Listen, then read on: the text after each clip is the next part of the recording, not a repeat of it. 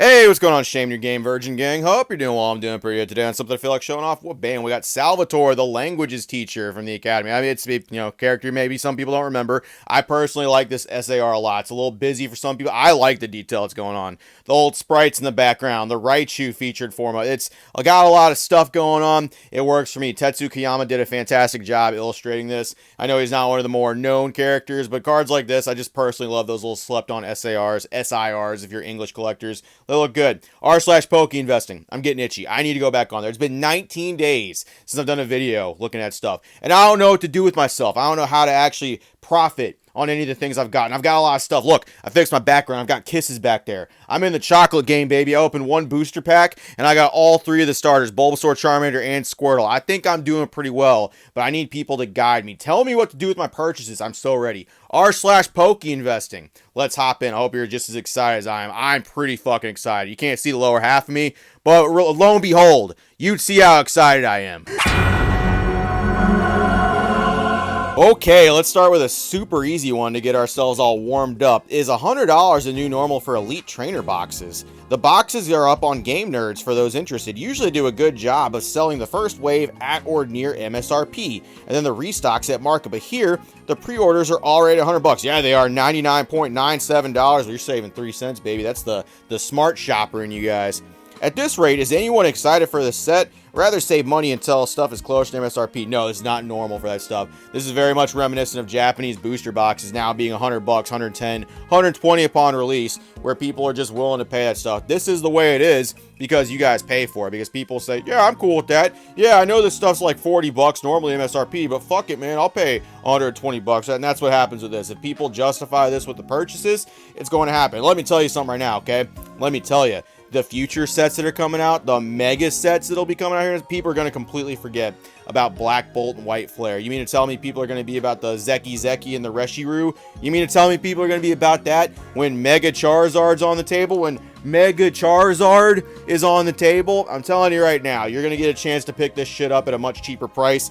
And me personally, I wouldn't do it. There's going to be a lot of people that try to pump this up initially so they can make their money. Oh, what about all the different illustration rares? Dude, half the people in this community cannot even name more than 10 Pokemon from Unova. I'm telling you that right now.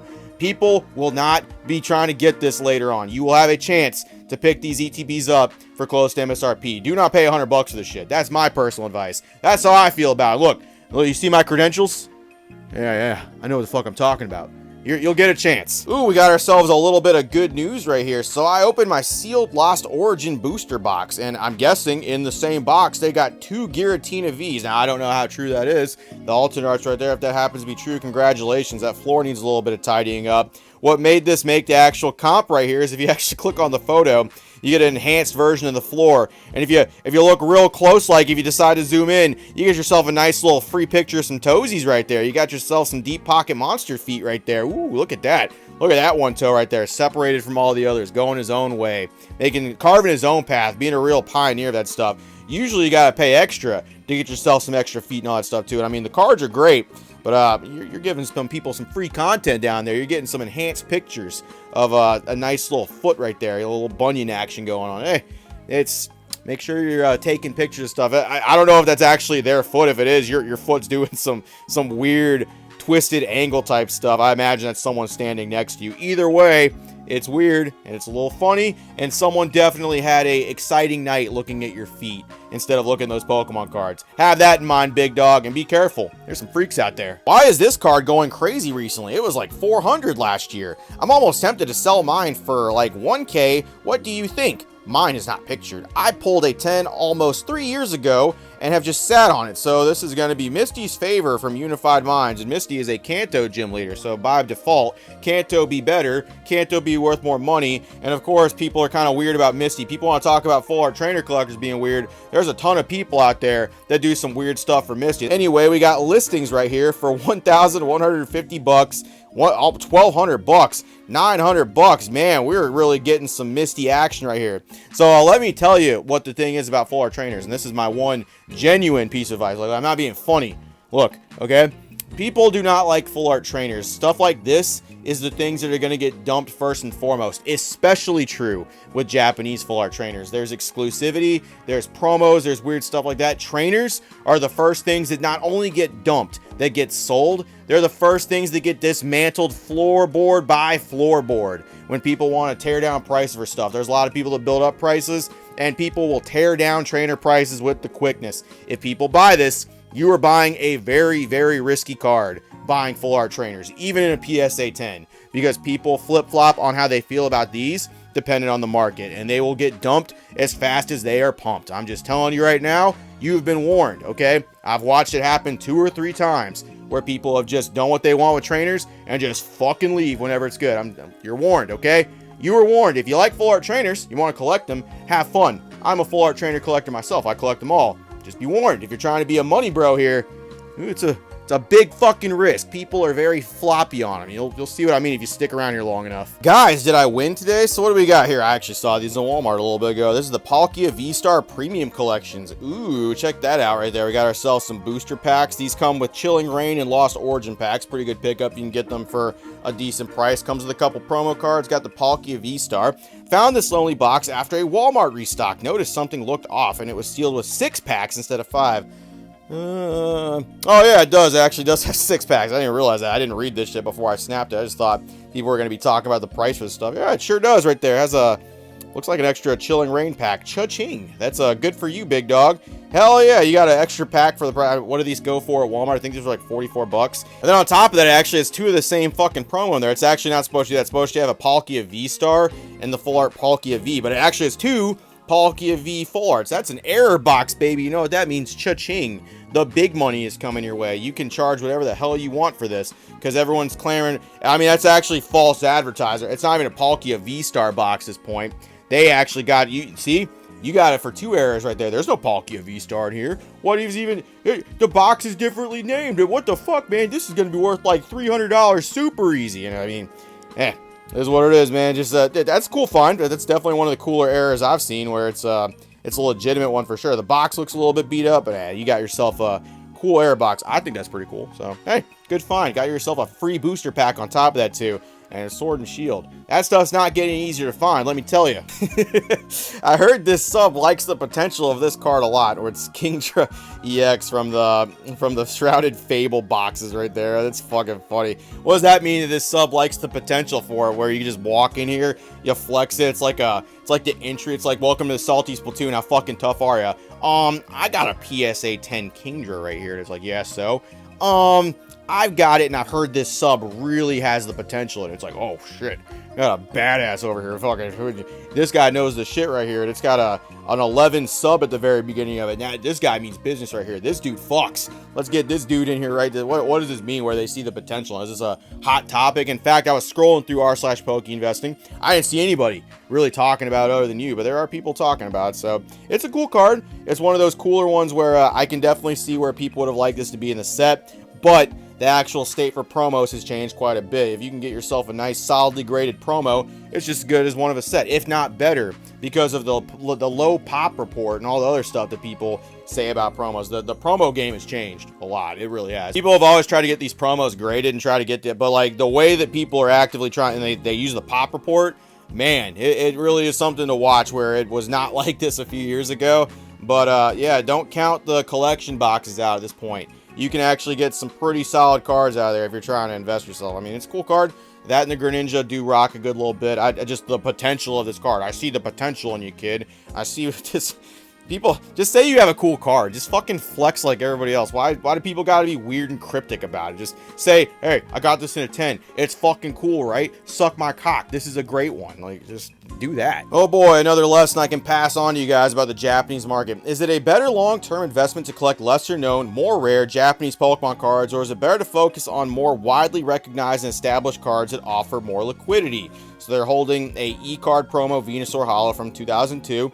It is a cool card. It's one you don't really see too often. Now, I will say this about cards that are anything like that. So, Japanese cards are pretty cool. When people actively like Japanese cards, especially like exclusive promos and weird things like that, people generally do like them. They do hold value, and they do pretty well. When it goes for basically anything else Japanese, if it's not a sealed product, you're looking at like very weird odds where things are either like dumb expensive and they just don't move, or you have like really cheap non-comparable ones. They're English. And I'll give you a good example of this right here. So I saw this other one where, is this trade worth it? So the person that's trading is going to get a Surging Sparks Pokemon Center ETB and then a case of them right there. So they're basically getting 5. And what they're trading is going to be some Japanese Sun and Moon alternate arts, which I think are pretty fucking cool. It's going to be the Lunala Solgaleo in a 10, and it's going to be the Mega Sableye and Tyranitar. I think people are banking on the Mega Sableye because of the return of Megas, which, sure, whatever. Problem is they're trading these in Japanese. And what did we learn, students, about Japanese cards whenever people want to actually go real crazy nutso-butso at those?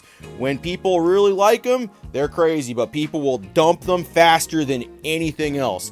English is truly what people will try to actually pump up and keep up. Sometimes they can't do it, but man, the facade really wears off quick with Japanese. People will drop that shit like Andy dropping Woody to fucking play with a new toy. I swear to God, man. And I've seen it happen so many times. That person and everybody involved is like, yes, 100% a win for this trade. Surging Sparks will be one of the top sets of this era. There's not even anybody saying to keep the Japanese cards, because when people show their true colors for money and investing in this shit, yes, people are going to drop Japanese and go for English, because that's just how it is. So if you were trying to pick up Japanese cards for any other reason other than you like them, then just be careful, because people use the good quality and they use all the other stuff against Japanese cards whenever it's convenient for them. They'll pump them up real high and then they'll just dump them the second something in English comes out. They really do. Sealed product, a little different, but once again, that also doesn't follow the same rules. Japanese is very weird, very risky. I personally like collecting it, but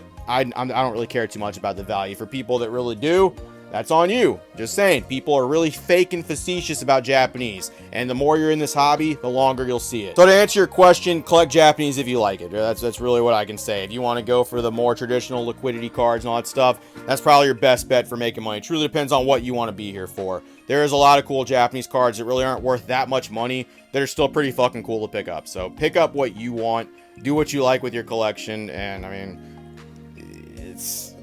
Japanese is Japanese. That's all I'm going to say. I personally like it, but people pick and choose. They 100% do. Oh boy, the Greninja craze is still going on. Glad I picked these up when I did. What do we think about this price long term? And they got themselves 8 Greninjas surrounded by a Greninja from Shrouded Fable right there. And it's a pretty cool display page. I don't think these ones are sealed. I would definitely say if you're wanting to keep these and not grade them, having them sealed would be the best. But hey, there's got to be one fucking PSA 10 in there, right? There's got to be one. Probably that one on the bottom left. That one looks like a good solid PSA 10. That's probably what I'd say. There's a ton of people talking about this Greninja. It's the new hot girl on the block right here. What is going on with this card? It's $1,500. Whoa, what the fucking Jesus Christ, $2,000? What the hell? What's going on? What's going on with Gold Star Greninja right here? And then another. This is bananas, bro. I agree. This is bananas. This is crazy where it's going for $1,100, fucking $2,000. It's very clear that it's manipulation, but it's pretty funny that people are talking about manipulation and then making speculation about other gold stars and the Umbreon